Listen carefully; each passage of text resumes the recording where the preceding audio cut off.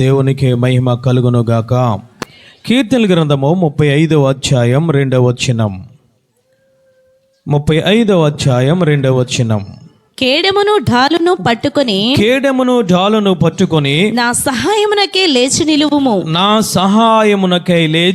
నిలువుము. దావీదు గారు అంటూ ఉన్నారు, అయ్యా నాకు సహాయము కావాలి అని మాట్లాడుతూ ఆయన అంటూ ఉన్నారు, అయ్యా డాలును కేడెమును పట్టుకొని నా దగ్గరికి వచ్చి నిలిచి నాకు సహాయము చేయుము అని ఆయన మాట్లాడుతున్నారు. మనకి డాలు కోసము తెలుసు.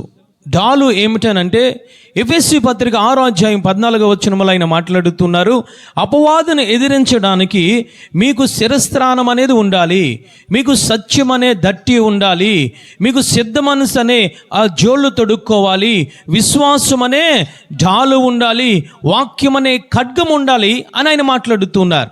కానీ దావీదు గారు ఇక్కడ అంటూ ఉన్నారు, ఏమిటయ్యానంటే అయ్యా నాకు సహాయం చేయడానికి నాకు కేడెమును డాలును పట్టుకొని నాకు సహాయము చెయ్యు ఆయన మాట్లాడుతున్నారు. ఏమిటి ఈ డాలు అయ్యా అని అంటే 5వ అధ్యాయము కీర్తనల గ్రంథము 5వ అధ్యాయము 2వ వచనము 12వ వచనము చదవండి తల్లి. కీర్తనల గ్రంథము 5వ అధ్యాయం 12వ వచనం చదువమ్మా. యెహోవా నీతిమంతులను ఆశీర్వదించువాడువు నీవే, కేడెముతో కప్పినట్లు నీవు వారిని దయతో కప్పెదవు. చాలు తల్లి. కేడెం అంటే మనకు అర్థమవుతుంది ఏమిటనంటే కప్పేది అని మనకు అర్థమవుతుంది. అంటే ఒక మనిషి నిలబడిన తర్వాత అతను అరికాలను మొదలుకొని నడినెత్తు వరకు కూడా కప్పి ఉంచేది ఏమిటనంటే కేడెము. అందుకే దావీదు గారు అంటూ ఉన్నారయ్యా డాలుతో పాటు నాకేమి కావాలయ్యానంటే కేడెము కావాలి. కేడెము అంటే ఏమిటనంటే ఆయన నిన్ను కాపాడేది. హల్లెలూయా. ఆది కాండము 15వ అధ్యాయము 1వ వచనం చూద్దాం. చూడండి తల్లి. ఆది కాండము 15వ అధ్యాయం. ఇది జరిగిన తరువాత యెహోవా వాక్యము అబ్రహామునకు దర్శనమందు వచ్చి అబ్రామా భయపడకుము నేను నీకు కేడెము నీ బహుమానము అత్యధికమగునని చెప్పెను. హల్లెలూయా. నేను నీకు కేడెముగా ఉంటాను అంటే నేను నిన్ను కాపాడుతానయ్యా. ఏ విధంగా తెలుసా? నీ యొక్క శరీరమును, నీ యొక్క ప్రాణమును, నీ యొక్క జీవమును నేను కప్పి నేను ఒక కేడెము వలె నేను కాపాడుతానని ఆయన మాట్లాడుతున్నారు. హల్లెలూయా. ఈరోజు 2025 సంవత్సరంలో నీ జీవితంలో భయాలు ఏర్పడ్డాయేమో. అది ఆర్థిక భయం కావచ్చు, నీ బిడ్డల వల్ల కావచ్చు, నీ అనారోగ్యం వల్ల కావచ్చు, లేదా రకరకాల సమస్యల వల్ల కావచ్చు. ఈ రాత్రికాల సమయంలో పరిశుద్ధాత్మ దేవుడు సంఘముతో మాట్లాడుతున్నాడు. ఆయన సహాయము చేయడానికి ఏ విధముగా వస్తూ ఉన్నారయ్యానంటే ఒక కేడెముగా, ఒక డాలుగా ఆయన రాబోతూ ఉన్నారు. హల్లెలూయా. అందుకే అబ్రహాము భయపడుతూ ఉన్నాడు. భయపడిన వేళలంటూ ఉన్నారు అబ్రహాముతో, అబ్రహాము నువ్వు భయపడుతూ ఉన్నావేమో, నేను నీకు ఏ విధముగా ఉంటానో తెలుసా? ఒక కేడెము వలె నేను ఉంటానని ఆయన మాట్లాడుతున్నాడు. హల్లెలూయా. ఈరోజు నీకు ఆ కేడెం అనే దేవుడు కావాలా? ఆయన శక్తి కావాలా? ఆయన బలము కావాలా? ఆయన యొక్క దయ కావాలా? నీకు కేడెము వలె ఈరోజు దేవుడు మనతో మాట్లాడుతున్నాడు. అయినంటూ ఉన్నారు, నా ప్రజలకు నేను ఏ విధముగా ఉంటానంటే ఒక కేడెము వలె ఉంటానంటూ ఉన్నారు. హల్లెలూయా. దేవుడు అంటూ ఉన్నారు, ఆ శిరస్త్రాణమును, ఆ జోళ్ళను, ఆ యొక్క డాలును, ఆ యొక్క ఖడ్గమును అన్నిటిని కాపాడేది ఏమిటేనంటే ఆ యొక్క కేడెము మాత్రమే. హల్లెలూయా. అందుకే అబ్రహాము గారితో మాట్లాడుతున్నారు. అందుకే దావీదు గారు అంటున్నారు, కేడెము వలె నన్ను నీవు కప్పు ప్రభువా, కప్పు ఉంచు ప్రభువా అని ఆయన మాట్లాడుతున్నారు. ఎవరికి ఈ కేడమయ్యానంటే మొట్టమొదటిగా కీర్తనల గ్రంథము 15వ అధ్యాయం 115వ అధ్యాయం 9వ వచనము చదవండి తల్లి. ఎవరికి కేడెముగా ఆయన ఉండబోతూ ఉన్నారు? కొత్త సంవత్సరంలో ఆయన మాట్లాడుతూ ఉన్నారు. ఇశ్రాయేలులారా యెహోవాను నమ్ముకొనుడి, ఆయన వారికి సహాయము, వారికి కేడెము. ఎవరికి మొట్టమొదటిగా ఆయన కేడెముగా ఉంటారంటే దేవాతి దేవుణ్ణి నమ్ముకున్న ప్రతి ఒక్కరికి కూడా ఆయన కేడెమగా ఉండబోతూ ఉన్నారు. చప్పట్లు కొట్టి దేవాతి దేవుని స్తుతిద్దాం. హల్లెలూయా, హల్లెలూయా. నువ్వు నమ్ముకోవాలి. ఎప్పుడు వరకు తెలుసా? నీ ప్రాణము ఆయన దగ్గరికి వెళ్ళే వరకు కూడా నీవు దేవుని మాత్రమే నమ్ముకోవాలి. దావీదు గారు అంటున్నారయ్యా, నేను మనుషులను నమ్ముకోవడం లేదు, నేను గుర్రములను నమ్ముకోవడం లేదు, లేదా నేను రథములను నమ్ముకోవడం లేదు, నా నమ్మిక అంతా కూడా నీ అందే నేను ఉంచుకుంటూ ఉన్నాను అంటున్నారు. హల్లెలూయా.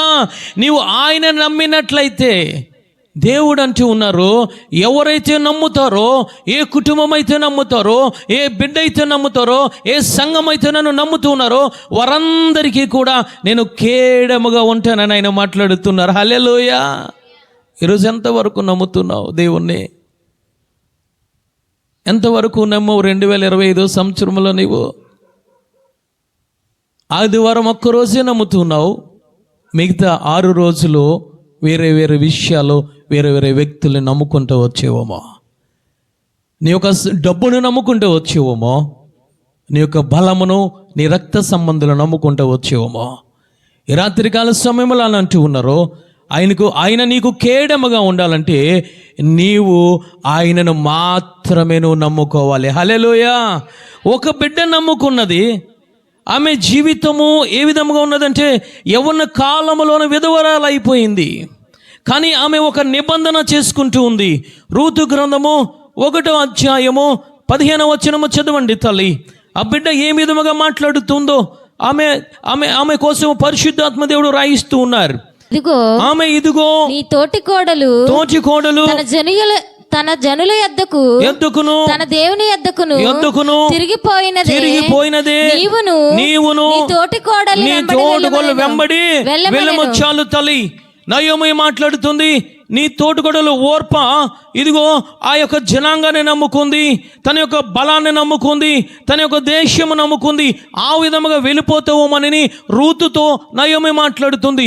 రూతు ఏమని మాట్లాడుతుందయ్యా నయోమితోనంటే, నీవు ఎక్కడికి వెళతావో నేను కూడా అక్కడికే వెళ్తాను, నువ్వు ఎక్కడ నివసిస్తావో నేను అక్కడే నివసిస్తాను, నీ జనాంగమే నా జనాంగము, నీ దేవుడే నా దేవుడు.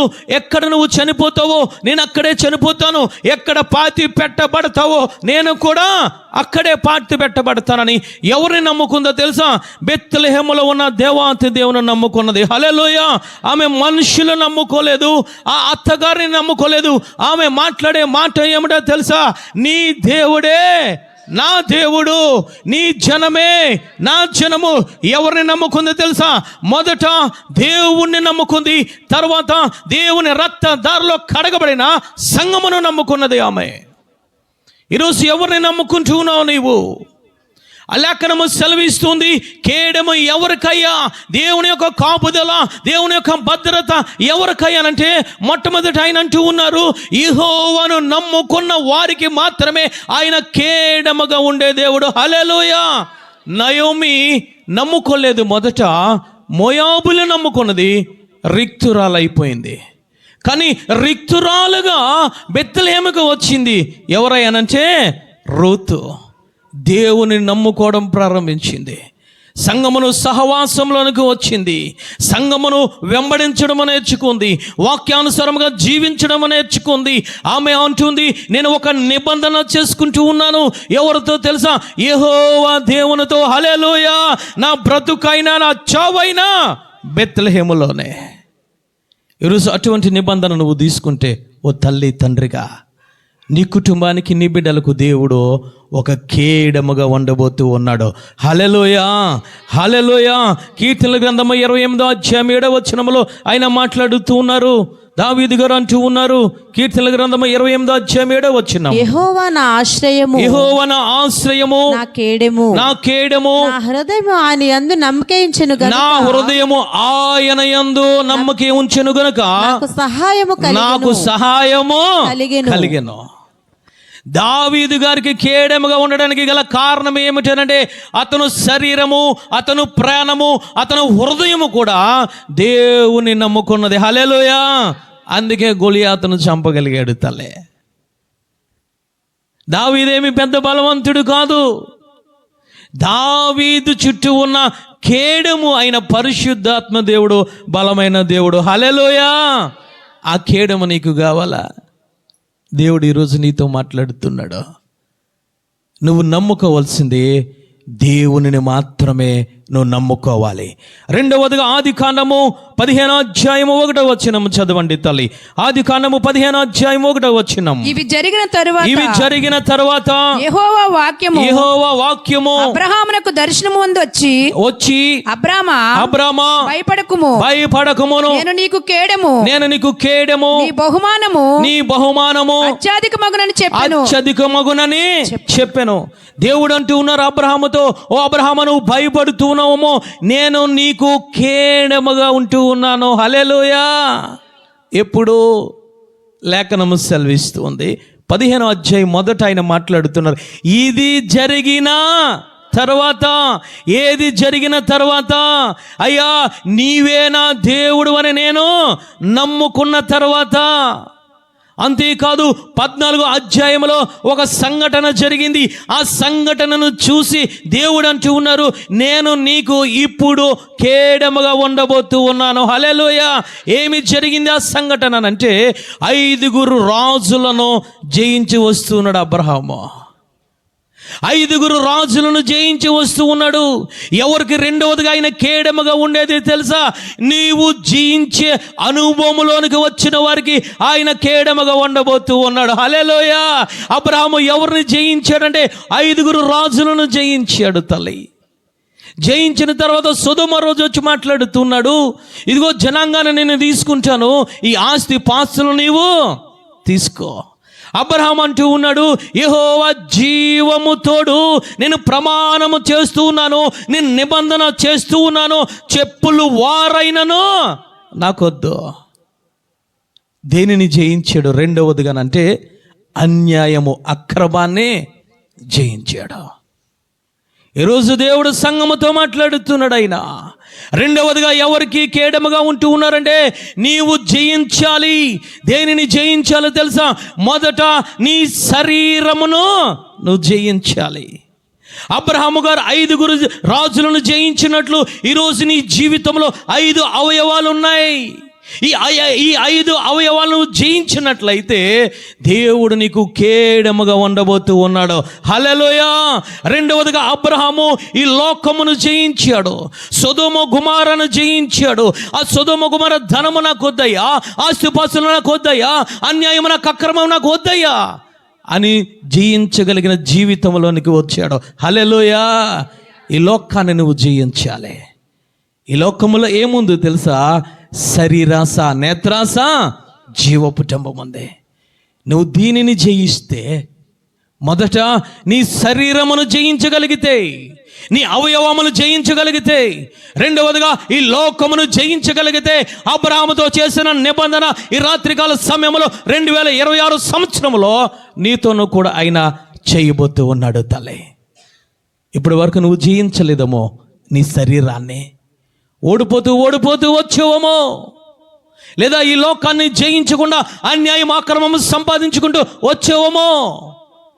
ఈ రాత్రికాల సమయంలో దేవుడు మాట్లాడుతున్నాడు నీతో, నాతో. ఆయన కేడముగా ఉండాలంటే రెండవదిగా ఈ లోకమును, నీ శరీరమును నువ్వు జయించగలిగి ఉండాలి. మూడవదిగా చూద్దాం, ఎవరికి కేడముగా ఉంటూ ఉన్నారనంటే కీర్తనల గ్రంథము 18:30 చదవండి తల్లి. కీర్తనల గ్రంథము 18:30. దేవుడు యథార్థవంతుడు, యెహోవా వాక్కు నిర్మలము, తన శరణజొచ్చు వారందరికీ ఆయన కేడము. హల్లెలూయా. మూడవదిగా అంటూ ఉన్నారయ్యా, నీకు శరణజొచ్చు వారందరికీ కూడా కేడముగా ఉంటూ ఉన్నాడు. ఏమిటి శరణజొచ్చడం అనంటే ఆయనకు ప్రార్థన చేయడమే, ఆయనను వేడుకోవడమే, నువ్వు ఉపవాసం ఉండడమే, నువ్వు కన్నీరు కార్చడమే, ఆయనకు నువ్వు మొరపెట్టడమే. ఈరోజు మూడవదిగా ఆయన అంటూ ఉన్నారు, ఎవరైతే శరణు జొచ్చుతూ ఉన్నారో వారందరికీ కూడా నేను కేడెముగా ఉండబోతూ ఉన్నాను. హల్లెలూయా. అరు స్త్రీ అయినా, పురుషుడైనా, యవనస్తుడైనా, బాలుడైనా, వృద్ధాప్యంలో ఉన్న ప్రతి ఒక్కరికి కూడా ఆయన కేడెముగా ఉండబోతూ ఉన్నాడు. ఈరోజు ప్రార్థన చేయగలుగుతున్నామా? మనం నోరు తెరవగలుగుతున్నామా? ఉపవాసం ఉండగలుగుతున్నామా? బైబిల్ గ్రంథంలో ఒక ఆయన ఉపవాసం ఉన్నాడు. 2వ దినవృత్తాంతాల గ్రంథం 20వ అధ్యాయం 29వ వచనం చదవండి తల్లి. ఇశ్రాయేలీలు శత్రువులతో యెహోవా యుద్ధము చేసెనని దేశముల రాజ్యముల వారందరూ వినగా దేవుని భయము వారందరి మీదకి వచ్చెను. దేవుని భయము వారందరి మీదకి వచ్చింది. ఎవరయ్యానంటే యెహోషాపాతు భయపడిపోతూ ఉన్నాడు. భయపడిపోతూ ఉన్నప్పుడు ఏమి చేశాడయ్యానంటే ఆ లేఖనము సెలవిస్తుంది 12వ వచనములో ఆయన అంటూ ఉన్నారు, మా మీదకు వచ్చి ఈ గొప్ప సైన్యంతో యుద్ధము చేయటం మాకు శక్తి చాలదు, మేము ఏమీ చేయటకు మాకు తోచటలేదు, నీవే మాకు దిక్కు అని ప్రార్థన చేసిన. చప్పట్లు కొట్టి దేవాది దేవుని స్తుతిద్దాం. హల్లెలూయా. యెహోషాపాతు భయపడిపోతూ ఉన్నాడు. ఒకరు ఇద్దరు కాదు, 3 శత్రు రాజ్యాలు ఆ యొక్క యెహోషాపాతు ఇశ్రాయేలు రాజ్యాన్ని, యూదా రాజ్యాన్ని చుట్టూ వచ్చేశారు. మధ్యలో ఆ యొక్క ఇశ్రాయేలు రాజ్యము ఉన్నది. అప్పుడు ఆ యెహోషాపాతు ఆ సమాజమును, ఆ ఇశ్రాయేలు ప్రజలందరినీ ఉపవాసము పెట్టి వారు ప్రార్థన చేస్తున్నారు. ఏమిటో తెలుసా? అయ్యా, ఇంత ఆ యొక్క శత్రు సైన్యమును జయించడానికి మాకు శక్తి లేదయ్యా, మాకు ఎటువంటి ఉపాయము రావడం లేదయ్యా, ఇదిగో మాకేమీ తోచడం లేదయ్యా, నీవు గొప్పవాడువు కాబట్టి ఇదిగో రక్షణ మాకు దిక్కు నీవే అని వారందరూ ప్రార్థన చేశారు. హల్లెలూయా. ప్రార్థన చేయగా వారికి దేవుడు కేడముగా ఉన్నాడు. హల్లెలూయా. వారు యుద్ధము చేయలేదు తల్లి, ఒకరికి ఒకరు పొడుచుకొని శత్రురాజ్యాలు చనిపోయారు. గల కారణం ఏమిటయ్యానంటే దేవునికి వారు శరణుజొచ్చారు, దేవునికి వారు ప్రార్థన చేస్తూ ఉన్నారు, దేవునికి వారు మొరపెడుతూ ఉన్నారు, దేవునికి వారు ఉపవాసం ఉండి రొమ్ములు కొట్టుకుంటూ మాకు దిక్కు నీవే అయ్యా, మాకు ఎటువంటి ఆలోచన లేదయ్యా, ఇదిగో నువ్వు రక్షించే దేవుడు నీవు అని మాకు కేడెముగా ఉండాలని వారు ప్రార్థన చేస్తూ ఉన్నారు. దేవాతి దేవుడు వారిని రక్షించాడు. తల్లి, ఈరోజు రొమ్ము కొట్టుకుంటున్నావా నీ బిడ్డల కోసం? 2025 సంవత్సరం అంతా నీ భర్త కోసము, నీ అనారోగ్య కోసము, నీ ఆర్థిక పరిస్థితుల కోసము శాంతి సమాధానము లేకుండా ఈరోజు నువ్వు ఉంటూ ఉన్నావేమో. దేవుడు ఈరోజు నీతో మాట్లాడుతూ ఉన్నాడు. నువ్వు ఉపవాసం ఉండి ఆయనకి శరణుజొచ్చి నీ నోరు తెరిచి మోకరించి 2 చేతులు ఎత్తితే ఆయన అంటూ ఉన్నారు, అలాంటి వారందరికీ నేను కేడముగా ఉండబోతూ ఉన్నాను. హల్లెలూయా. అందుకే దావీదు గారు అంటున్నారు, ఎవరైతే నాకు శరణుజొచ్చుతారో వారికి, వారి కుటుంబాలకి, వారి బిడ్డలకు నేను ఏ విధముగా ఉన్నాను తెలుసా? కేడముగా ఉండబోతూ ఉన్నాను. హల్లెలూయా. అప్పటి వరకు ఏడ్చారు, అప్పటి వరకు గోల చేశారు, అప్పటి వరకు ఉపవాసం ఉన్నారు. దేవుడు వచ్చి వారికి కేడముగా నిలబడిన తర్వాత 3 రోజులు వారు ఆస్తి పాస్తులు, బంగారాన్ని వారు దోచుకున్నారు శత్రువుల దగ్గర. చప్పట్లు కొట్టి దేవాది దేవుని స్తుతిద్దాం.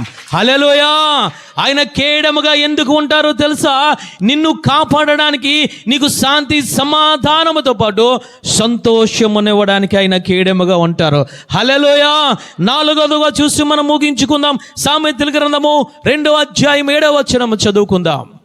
సామెతల గ్రంథము యథార్థవంతులను వర్ధిల్ల చేయును, ఆయన యథార్థవంతులను వర్ధిల్ల చేయును, యుక్త మార్గము తప్పక నడుచుకుని వారికి, యుక్త మార్గమును తప్పక నడుచుకుని వారికి ఆయనకు కేడెము. హల్లెలూయా. యుక్త మార్గము తప్పక నడుచుకునే వారికి ఆయన కేడెము. యథార్థ మార్గం అని మాట్లాడుతున్నారు. కీర్తనల గ్రంథం 33వ అధ్యాయం 4వ వచనం. యెహోవా వాక్యము యథార్థమైనది. చప్పట్లు కూడా దేవాతి దేవుని స్తుతిద్దాం. హల్లెలూయా. యుక్త మార్గమన్నా యథార్థ మార్గమైన దేవుని నుండి వచ్చే నోటి మాట. హల్లెలూయా. దేవుని వాక్యం, ఆ వాక్యానుసారముగా నువ్వు నడుచుకుంటే ఆయన నీకు కేడముగా ఉంటాడు. ఆయన మొట్టమొదటి కేడెము ఎవరికి తెలుసా? ఆయన అంటూ ఉన్నారు, ఎవరైతే నన్ను నమ్ముతారో వారికి నేను కేడెముగా ఉండబోతూ ఉన్నాను.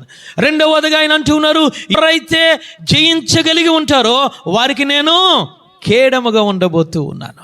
ఎవరైతే నాకు శరణు జొచ్చుతారో వారందరికీ నేను కేడెముగా ఉండబోతూ ఉన్నాను. హల్లెలూయా. నాలుగవదిగా అంటూ ఉన్నారు, యథార్థమైన జీవితము కలిగి యుక్త మార్గములో నడుచుకునే వారందరికీ ఆయన కేడెము. ఈరోజు మనం నడుస్తున్నామా? యుక్త మార్గము, యథార్థ మార్గం అంటే ఏమిటంటే ఆయన వాక్యము. ఆయన వాక్యానికి ఎడమకి కుడికి తప్పిపోవడానికి వీలు లేదు.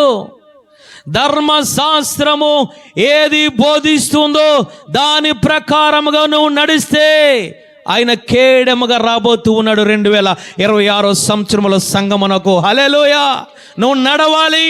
నీ ఆలోచన ప్రకారము కాదు, నీ భర్త ఆలోచన ప్రకారము కాదు, నీ పిల్లల ఆలోచన ప్రకారము కాదు, నీ గ్రామస్తుల ఆలోచన ప్రకారము కాదు.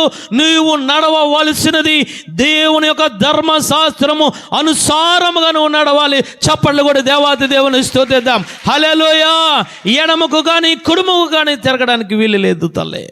వాక్యమునికి ఏది బోధిస్తుందో, పరిశుద్ధాత్మ దేవుడు ఏది మాట్లాడుతూ ఉన్నారో దాని ప్రకారంగా నడిస్తే అలాంటి వారికి ఆయన కేడెము.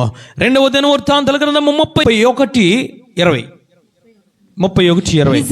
హిజ్కియా యూదా దేశమంతటను ఇలాగున జరిగించి తన దేవుడని యెహోవా దృష్టికి అనుకూలముగాను యథార్థముగాను నమ్మకముగాను పనిచేయుచు వచ్చెను. తన దేవుని ఆశ్రయించుటకై దేవుని మందిర సేవ విషయం ధర్మశాస్త్ర విషయమందేమి ధర్మమంతటి విషయమందేమి ఆరంభించిన ప్రతి పని అతడు హృదయపూర్వకముగా జరిగించి వర్ధిల్లెను. హల్లెలూయా. హృదయపూర్వకముగా యథార్థముగా ధర్మశాస్త్రములో ఏది రాసి ఉందో దాని ప్రకారముగా హిజ్కియా నడుచుకుంటూ వచ్చాడు. చప్పట్లు కొట్టి దేవాది దేవుని స్తుతిద్దాం. హల్లెలూయా. ఈరోజు నువ్వు నడుస్తున్నావా? నీకు నచ్చినవి తీసుకుంటున్నా, నాకు నచ్చి నేను తీసుకుంటూ ఉన్నాను. కొద్ది కష్టం అనేటప్పటికీ ఆజ్ఞలను పక్కనెట్టేస్తున్నావు. బైబిల్ గ్రంథంలో యవనస్తుడైన ధనవంతుడు దేవుని దగ్గరికి వచ్చాడు. అయ్యా, నువ్వు నాకు కేడెముగా ఉండు, నన్ను పరలోక రాజ్యములోనికి తీసుకువెళ్ళు. దేవుడు మాట్లాడుతూ ఉన్నప్పుడు అతనికి కష్టం అనిపించింది. హృదయంలో నొచ్చుకొని వెనక్కి వెళ్ళిపోయాడు. ఈరోజు 2025 అంతా ఆ విధముగా గడిపేవేమో దేవుడు మాట్లాడుతుండగా, ఈరోజు దేవుడు నీతో స్పష్టంగా మాట్లాడుతున్నాడు. ధర్మశాస్త్రం అంతటి ప్రకారముగా నువ్వు నడిస్తే ఆయన నీకు నీ బిడ్డలకు కేడెముగా ఉండబోతూ ఉన్నాడు. హల్లెలూయా. కేడెముగా ఉండి ఏమి చేస్తాడు తెలుసా? ఆయన నిన్ను వర్ధిల్లింప చేస్తాడు. హిజ్కియా రాజ్యము, హిజ్కియా యొక్క ఆరోగ్యము, హిజ్కియా యొక్క ఆత్మీయ జీవితము వర్ధిల్లడానికి గల కారణము ఏమిటంటే ఆయన ఉన్నది ఉన్నట్టు ధర్మశాస్త్ర ప్రకారంగా నడుచుకుంటూ వచ్చాడు. హల్లెలూయా. ఏ విధంగా నడుచుకుంటూ వచ్చాడు తెలుసా? యథార్థ హృదయముతో మనము ధర్మశాస్త్రం ప్రకారంగా మనం నడవాలి తల్లి. దేవుడు మాట్లాడుతున్నాడు. అంటూ ఉన్నారు, ఓ హిజ్కియా ప్రార్థన చేశాడు. హిజ్కియా ప్రార్థన చేస్తే అంటూ ఉన్నాడు, నీ ప్రార్థన నాకు వినబడింది, నీకు 15 సంవత్సరముల ఆయుష్ను పొడిగించాను. గల కారణం ఏమిటి? మరణము నుంచి జీవములోనికి రావడానికి హిజ్కియా గల కారణం ఏమిటి తెలుసా? ఆస్తిపాస్తులేమి దేవునికి ఇవ్వలేదు. ఆయన చేసింది ఒకటే, ధర్మశాస్త్రం ప్రకారంగా యథార్థముగా నడుచుకున్నాడు. హల్లెలూయా. ఆ ప్రార్థనలో ఏముందో తెలుసా? అయ్యా, నా జీవితం అంతా నేను ఏ విధంగా నడుచుకున్నానో నీకు తెలుసు కదా అని జ్ఞాపకం చేస్తూ ఉన్నాడు హిజ్కియా దేవునికి. ఏ విధంగా నడుచుకున్నాడు అయ్యానంటే అక్కడ చూడండి, 3 విషయాలు పరిశుద్ధాత్మ దేవుడు అక్కడ పొందుపరిచారు. ఒకటి, మందిరము విషయమందేమి, మందిరపు సేవ విషయమందేమి మొట్టమొదటిది. రెండవదిగా ధర్మశాస్త్రమందేమి, మూడవదిగా ధర్మమందేమి. ఈ 3 విషయాల్లో హిజ్కియా నడుచుకున్నాడు. ఈరోజు నువ్వు ఆ విధంగా నడుచుకోవాలి. ఏ విధంగా నడుచుకున్నాడు? మొట్టమొదట మందిరపు సేవ విషయం అందేమి, యాజకులను గౌరవించడంలో సంఘమును బాగు చేయడం విషయంలో, ఆ సంఘములకు పరిచర్య చేయడం విషయంలో, ఆ యాజకులు ప్రతి విషయంలో తోడ్పాటుగా ఒక రాజు అయి ఉండి ఏమి చేశారంటే మందిరమును కాపాడుతూ వచ్చాడు. చప్పట్లు కొట్టి దేవాతి దేవుని స్తుతిద్దాం. హల్లెలూయా. దేవుడు నీకు ఒక మందిరాన్ని ఇచ్చారు. మందిర విషయం ఏమన్నా పరిచర్య చేయగలుగుతున్నావా? ఏమన్నా చేసావా? ఆయన కేడము నీకు ఉండాలంటే మొట్టమొదట మందిరము అంటే సంఘము, సంఘం అనగా ఆయన యొక్క శరీరము. హల్లెలూయా. ఆ శరీరానికి ఏమన్నా చేసావా? ఈజీగా చేశాడు. అక్కడ ఆయన అంటూ ఉన్నారు, పరిశుద్ధాత్మ దేవుడు అంటున్నారు, మందిరపు సేవ విషయంలో ఏమన్నా పరిచర్య చేయగలుగుతున్నావా? పేర్లు ఇస్తే పరిచర్య చేస్తున్నావా? లేదా పరిచర్య చేస్తావని ఇంకా వెనకలాగుతున్నావేమో, అటువంటి ఉద్దేశ్యములు ఉన్నావేమో. పరిచర్య చేయడానికి ఎవరిని పిలవసరం లేదు. నీకు పరిచర్య చేయాలని ఉద్దేశ్యం నీకుంటే నీవే వచ్చి పరిచర్య నువ్వు చేస్తావు. పరిచర్య చేయడానికి పేర్లు ఇచ్చిన వెనకకి వెళ్ళిపోతున్నావు. అందుకే వర్ధిల్లడము ఈరోజు జీవితంలో కొద్దువుగా ఉన్నది. మనసు మార్చుకుందాం. పరిచర్య అవసరం సంఘానికి. మందిర విషయంలో ఆయన ఏమి చేశాడో తెలుసా? సేవ చేశాడు. హల్లెలూయా. ఈరోజు మందిర విషయంలో ఒక నిర్ణయం తీసుకో. 2026 సంవత్సరంలో ఒక మందిరం మనకి ఏదైనా చేయాలి, ఏదైనా పరిచర్య చేయాలి, నశించిపోతున్న వారి కోసం ప్రార్థన చేయాలి, ఎక్కడైనా ఆ యొక్క బహిరంగ సభలు జరుగుతుంటే అక్కడైనా పరిచర్య చేయాలి, వీధి సువార్తలు జరుగుతుంటే నా వంతు పరిచర్య నేను చేయాలని ఒక నిర్ణయం తీసుకో. దేవుడు నీకు కేడెముగా ఉండబోతూ ఉన్నాడు. హల్లెలూయా. రెండవదిగా ధర్మశాస్త్ర ప్రకారముగా నడుచుకున్నాడు. ఎడమకు కానీ కుడికి కానీ తిరగలేదు ఆయన. ధర్మశాస్త్రం ఏది బోధిస్తుందో దాని ప్రకారముగా హిజ్కియా నడుచుకుంటూ వచ్చాడు. చప్పట్లు కొట్టి దేవాది దేవుని స్తుతిద్దాం. హల్లెలూయా. పరిశుద్ధాత్మ దేవుడు నీతో ఏది మాట్లాడుతున్నారో దాని ప్రకారంగా నువ్వు నడుచుకుంటూ వెళ్ళిపోతే ఆయన నీకు కేడముగా రాబోతూ ఉన్నాడు. హల్లెలూయా. మూడవదిగా ధర్మమందేమి అంటే నువ్వు సంఘానికి పరిచర్య చేసావు. రెండవదిగా దేవుని వాక్యానుసారంగా నువ్వు జీవిస్తున్నావు. కానీ ధర్మమంది ఏమేనంటే నువ్వు బయటికి వెళ్ళిన తర్వాత నీ ప్రవర్తన ధర్మముగా ఉండాలి. హల్లెలూయా. నీ ప్రవర్తన న్యాయముగా ఉండాలి. హల్లెలూయా. నీ ప్రవర్తన దేవునికి యోగ్యముగా ఉండాలి. ఈరోజు ఇక్కడ బాగానే ఉంటూ ఉన్నాం, ఇక్కడ ప్రార్థన చేస్తూ ఉన్నాం, ఇక్కడ ముసుగేసుకుంటున్నాం, బయటికి వెళ్ళిన తర్వాత ముసుగు తీసి ప్రవర్తన చేస్తూ ఉన్నాం. ఇక్కడ స్తుతులు చెల్లిస్తూ ఉన్నాం, ప్రార్థన చేస్తూ ఉన్నాం, పరిశుద్ధుడు అంటూ ఉన్నాం, బయటికి వెళ్ళి అపరిశుద్ధమైన మాటలు మాట్లాడుతున్నాం. కానీ హిజ్కియా ఆ విధముగా లేడైనా. ఆయన అంటున్నారు ధర్మమందేమి. మూడవదిగా నీ ధర్మము బహిరంగ ప్రదేశాల్లో చూపించాలి. నీ ధర్మము నీ గ్రామంలో చూపించాలి. నీ నీతి నీ రక్త సంబంధుల దగ్గర నువ్వు చూపించాలి. అంటే మంచి సాక్ష్య జీవితము కలిగి ఉండాలి. దేవుడు ఆ యొక్క హిజ్కియా కోసం మాట్లాడుతున్నాడు. ఆయన హిజ్కియా అలాంటి వాడు తెలుసా? అదిగో ధర్మశాస్త్రము ప్రకారంగా నడిచిన వాడు. హల్లెలూయా.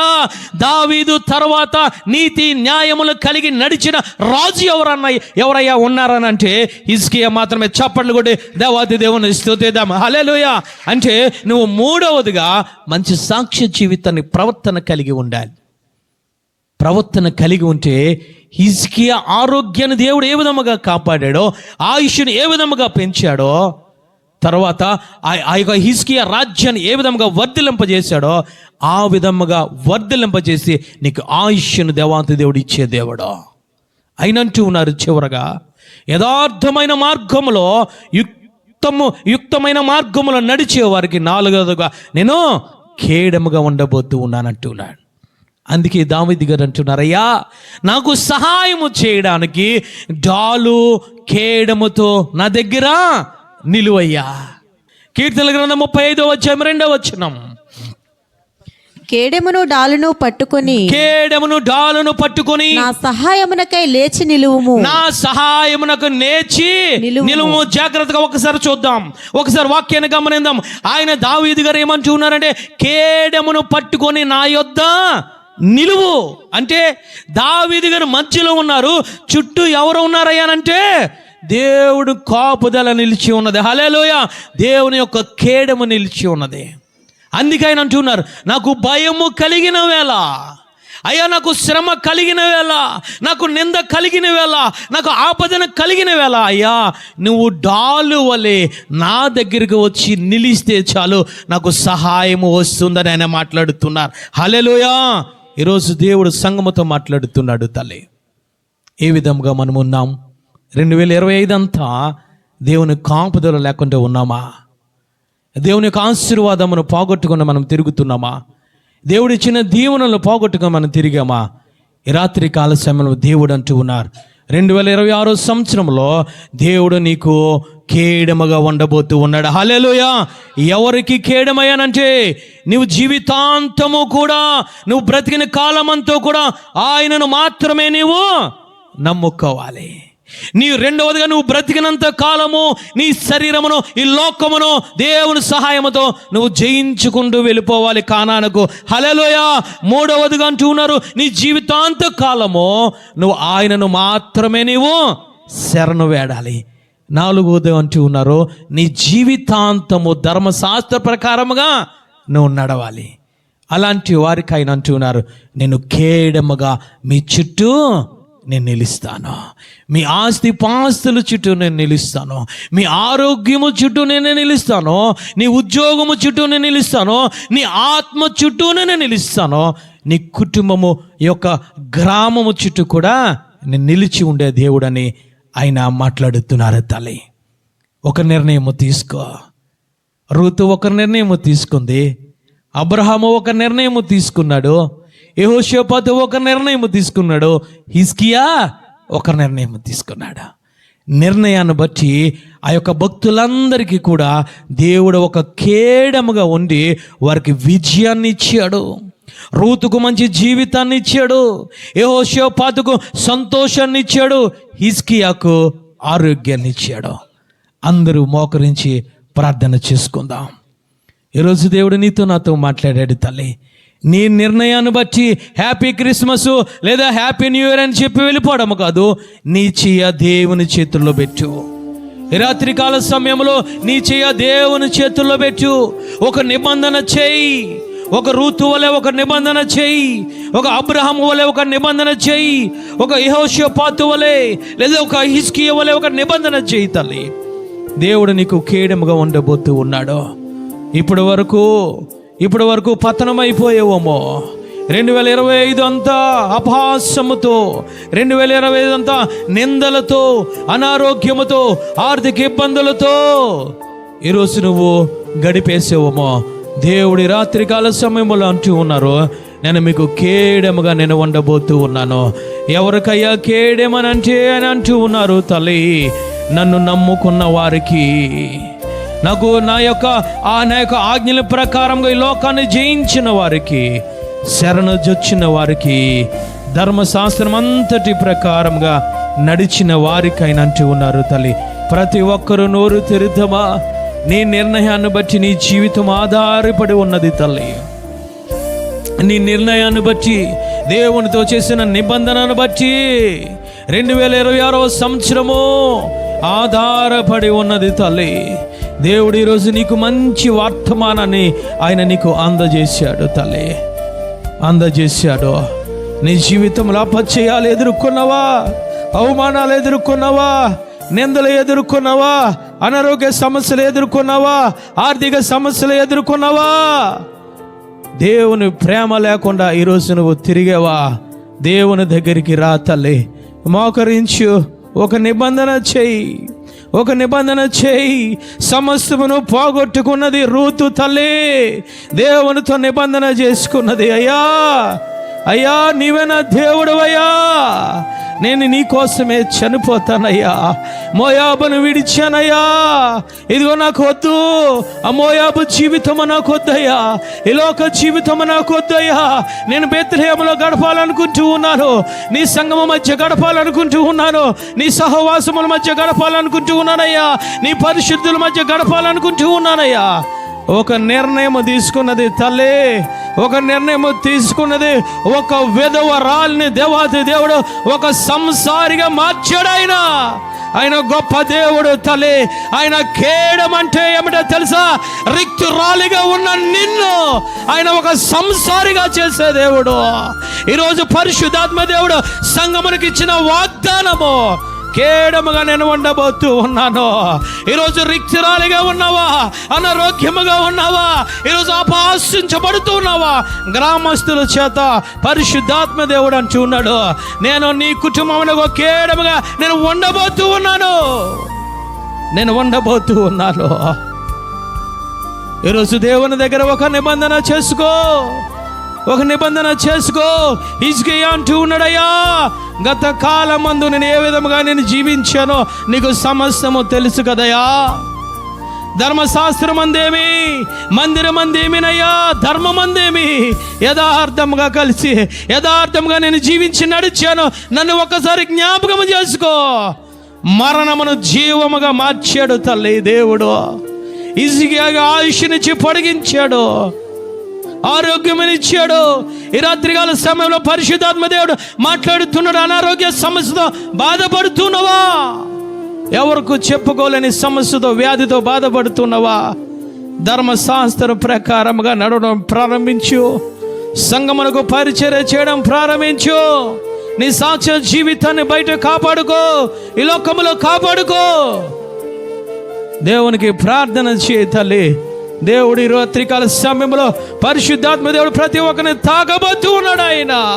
ఆయన కేడముగా నిలబడబోతూ ఉన్నాడు. దావీదు గారు అంటూ ఉన్నారు, నాకు సహాయము చేయడానికి నా దగ్గర నిలువయ్యా, నా దగ్గర నిలువు ప్రభువా. డాలు పట్టుకొని ఒక కేడము వల్ల నా దగ్గర నిలువు ప్రభువా. నా చుట్టూ ఒక కంచి వల్ల నిలువయ్యా, నిలువయ్యా.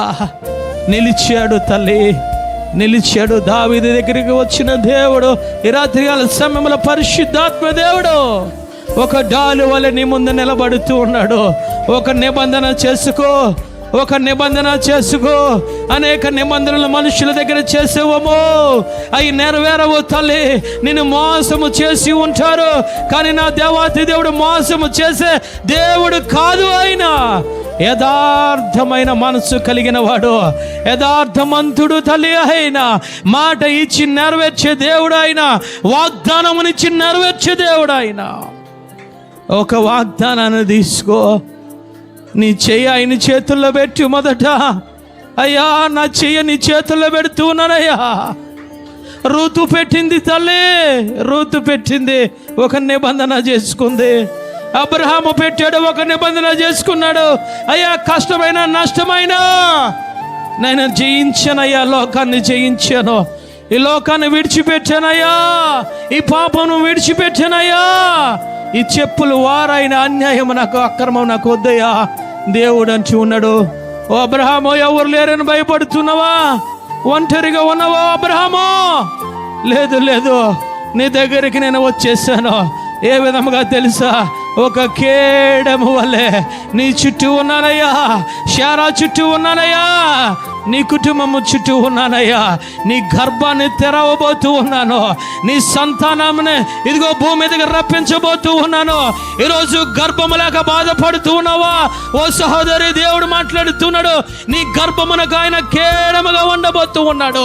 నువ్వు గర్భ సంచితో వ్యాధితో బాధపడుతూ ఉన్నావా? ఆయన నీకు కేడముగా ఉండబోతూ ఉన్నాడు. ఈరోజు శారాకి ఇచ్చిన శక్తిని ఇవ్వబోతూ ఉన్నాడు, ఆయన బలమును ఇవ్వబోతూ ఉన్నాడు. నోరు తెరు, రెండు చేతులు పైకెత్తు. అయ్యా నీవే నాకు కేడము కావాలి, అయ్యా నువ్వు నాకు బలము కావాలి. అయ్యా ఈ రాత్రికాల సమయంలో ఒక నిబంధన చేసుకుంటూ ఉన్నానయ్యా. నేను భయపడడం లేదు. నువ్వు నా దగ్గరికి వచ్చావు కాబట్టి, నా చుట్టూ ఆవరించి ఉన్నావు కాబట్టి, నాకు కేడముగా ఉన్నావు కాబట్టి నేను భయపడడం లేదయ్యా. నేను నీకు ప్రార్థన చేస్తూ ఉన్నానయ్యా. ఒక యెహోషాపాతు వలె ప్రార్థన చేస్తూ ఉన్నాను. అయ్యా నువ్వే నాకు దిక్కు, నాకేమీ తోచడం లేదయ్యా. నాకు శక్తి సరిపోవడం లేదు, నాకు బలము సరిపోవడం లేదయ్యా. నీవే నాకు శక్తి, నీవే నాకు బలము ప్రభువా, నీవే నాకు దిక్కయ్యా. నోరు తెరిచి నిబంధన చేసుకో తల్లి. నీ శత్రువు అనారోగ్యమా, నీ శత్రువు ఆర్థిక ఇబ్బందులా, నీ శత్రువులు నీ భర్త, నీ శత్రువు ఈ లోకమా, ప్రతి దానిని జయించిన దేవుడు అంటూ ఉన్నాడు. నేను ఈ లోకమును జయించాను, నేను ఈ శత్రువుని సాతానును జయించాను, నేను జయించి నీతో చెబుతూ ఉన్నాను, నేను నీకు కేడముగా రాబోతూ ఉన్నాను, నేను కేడముగా నీ చుట్టూ ఆవరించబోతూ ఉన్నాను, నీ చుట్టూ రాబోతూ ఉన్నాను. నువ్వు యెహోషాపాతు వలె నువ్వు ప్రార్థన చేసినట్లయితే, అయ్యా నువ్వు నాకు దిక్కయ్యా, నాకెవరు లేరయ్యా, నాకు దిక్కని నువ్వు ప్రార్థన చేసినట్లయితే రాత్రికాల సమయంలో ఆయన నీ మధ్యకు రాబోతూ ఉన్నాడు. తల్లి, ప్రార్థన చేసుకుందాం, ఒక నిబంధన చేసుకుందాం. అయ్యా నువ్వేది మాట్లాడుతావో 2026 అంతా నేను అదే ప్రకారంగా జీవిస్తానయ్యా. పరిశుద్ధాత్మదేవా, నువ్వు హెచ్చరించినా, నువ్వు గద్దించినా, నువ్వు ప్రేమించినా, నువ్వు లాలించినా, అయ్యా మాట ప్రకారముగా నేను నడుస్తాను ప్రభువా. ఒక నిర్ణయం తీసుకో తల్లి, ఒక నిర్ణయం తీసుకో, ఒక నిర్ణయం తీసుకో. తప్పిపోయిన కుమారుడు అంటూ ఉన్నాడు, ఈ వ్యాధిలో నేను ఉండడానికి వీలు లేదు, ఈ పందుల సహవాసములో నేను ఉండడానికి వీలు లేదు, నా తండ్రి దగ్గరికి నేను వెళ్ళిపోతాను. నాకు ఇప్పుడు బుద్ధి వచ్చిందయ్యా, నాకు ఇప్పుడు బుద్ధి వచ్చింది, నా తండ్రి దగ్గరికి వెళ్ళిపోతాను, ఆ సహవాసంలోనికి వెళ్ళిపోతాను, ఆ యొక్క ఆత్మీయ ఆహారము తింటాను. అయ్యా నేను పాపము చేశానయ్యా, నీ ఇంటి దగ్గర పనివాడిగా ఉంటానంటే తండ్రి అంటూ ఉన్నాడు, నువ్వు నా కుమారుడువు, నువ్వు నా కుమారుడువు, నువ్వు తప్పిపోయి మరలా బ్రతికావు, నిన్ను కుమారుడుగా నేను ఉంచబోతూ ఉన్నాను, నీకు సింహాసనం ఇవ్వబోతూ ఉన్నాను, నీకు అధికారం ఇవ్వబోతూ ఉన్నాను, నీకు వస్త్రం ఇవ్వబోతూ ఉన్నాను.